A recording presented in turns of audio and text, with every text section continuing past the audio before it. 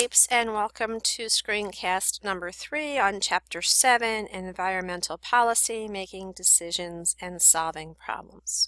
So we were looking at the factors that can hinder environmental policy, and we considered vested interests, and we looked at lobbying towards the end. And now we're going to consider campaign contributions and something that is known as the revolving door. So, supporting a candidate's election efforts with money is another way to make one's voice heard in politics for policies. Environmental policy often regulates the activities of corporations and industries so that they have a strong vested interest in shaping it. Corporations and industries may not legally make direct campaign contributions, but they are allowed to establish political action committees, or PACs, that raise money for political campaigns. It is the hope that when they do this, that they can gain access to the individuals once they are elected. So, in the wake of the controversial U.S. Supreme Court decision in the case of the Citizens United versus the Federal Election Commission in 2010, corporations and unions are now also allowed to purchase political ads supporting or opposing the candidates. As a result, corporations and unions can now exert more political influence than they did on the past. And you've seen this. When they throw up a commercial, it'll say at the end that this ad was sponsored by, and they sometimes will even say it's not associated with the particular view of the candidate. It's been sponsored by one of these PACs, these political action committees. So there's another factor that inhibits environmental policy, and that is the revolving door. And this is where individuals are employed in an industry that they can gain political influence when they take jobs with the government agencies responsible for regulating their industries. Businesses often hire former government officials who have regulated their industries, and this movement is known as the revolving door. An example is the Pennsylvania regulators. They tried to strengthen oversight of the wastewater from gas drilling, and 3 of the regulators left their government post and went to work for the gas industry. Before becoming the vice president, Dick Cheney was the chairman and CEO of Halliburton, and this was a leading energy service company that helped pioneer the hydraulic fracturing that we're talking about in this chapter. So defenders of the revolving door assert that corporate executives who take government jobs, they regulate their own industry, bring with them the intimate knowledge of that industry, and it makes them highly qualified to benefit society with making a well-informed decision. But critics, they contend that taking a job regulating your former employee is a clear conflict in the interest, and that undermines the effectiveness of the regulatory process. So there's the 2 sides of the coin with that. So as I said, science tries to get in there, and they try to inform so that policies can be made effectively, but sometimes they are disregarded as well. Effective decisions are informed by scientific research.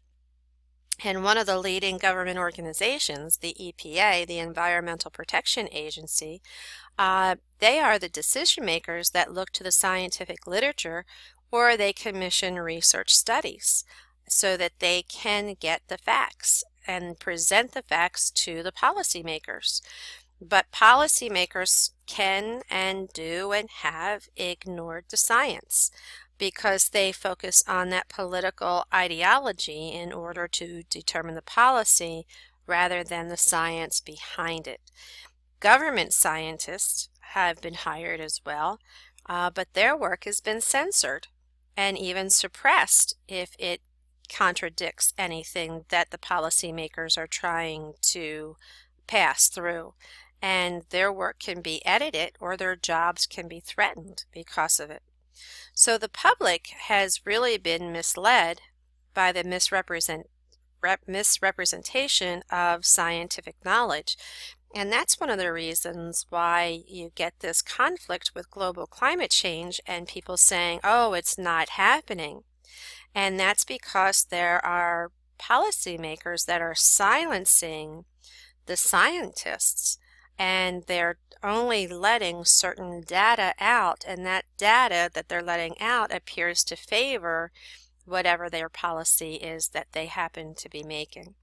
So when taxpayer-funded research is suppressed or distorted for political ends, everybody loses, and that's the concern with global climate change. The U.S. has pioneered some really innovative policies that they've put in place for environmental law.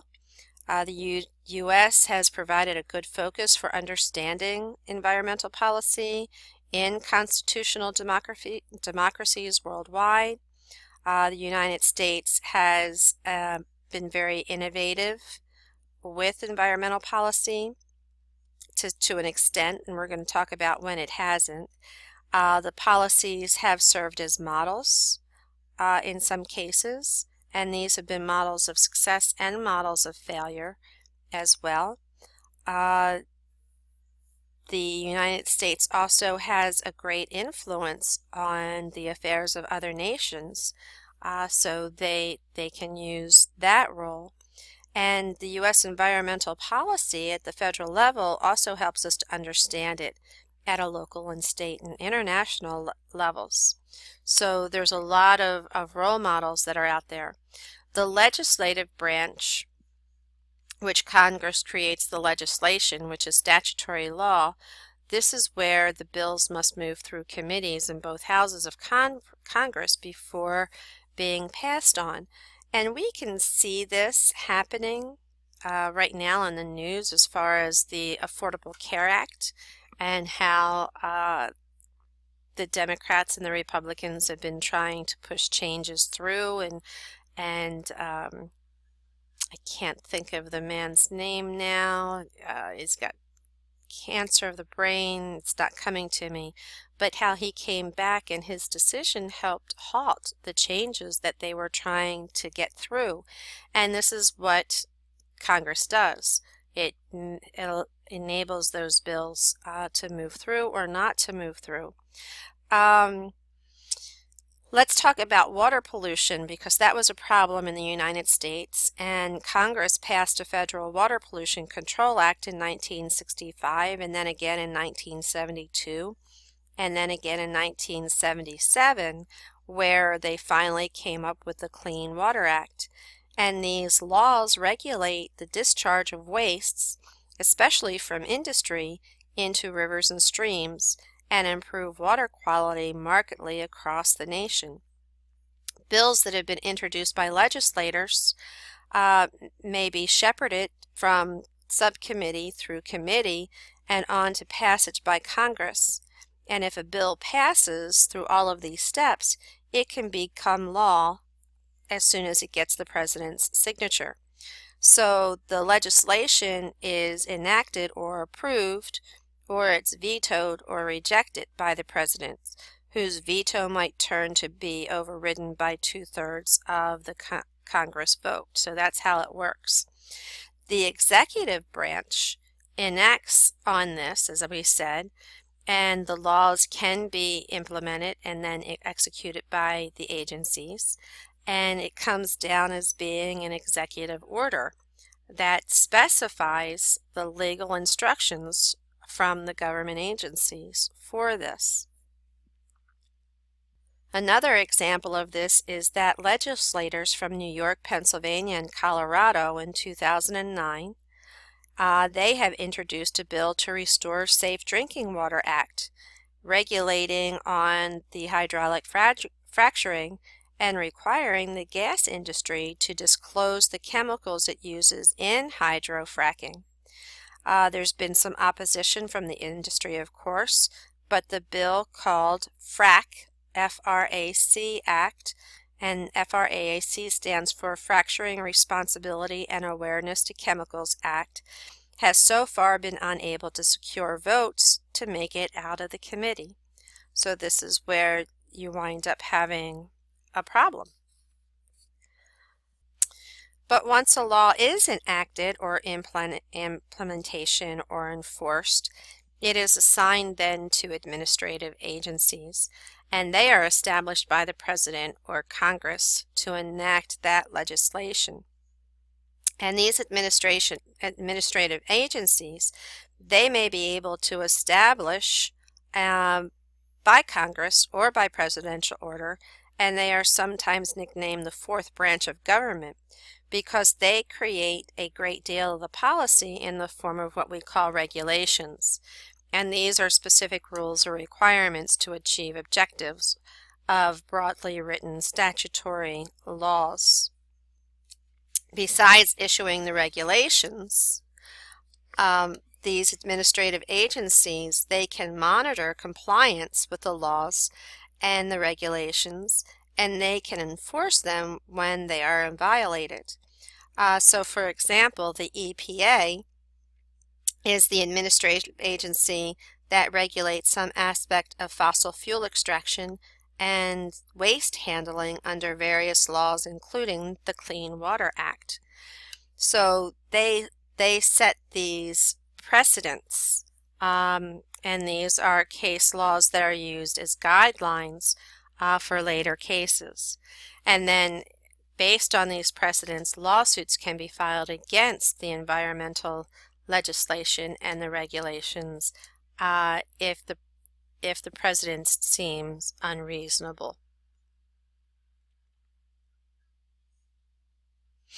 So here in this data table that we see, this just shows you the federal administrative agencies that influence environmental policy. So of course the President, the Department of Agriculture, that's a big one, Department of Commerce, Department of Defense, Department of Energy, again another big factor that affects it, Department of Health and Human Services, the Department of the Interior, Department of Justice, Labor, State, Transportation, and then we have independent agencies that are represented.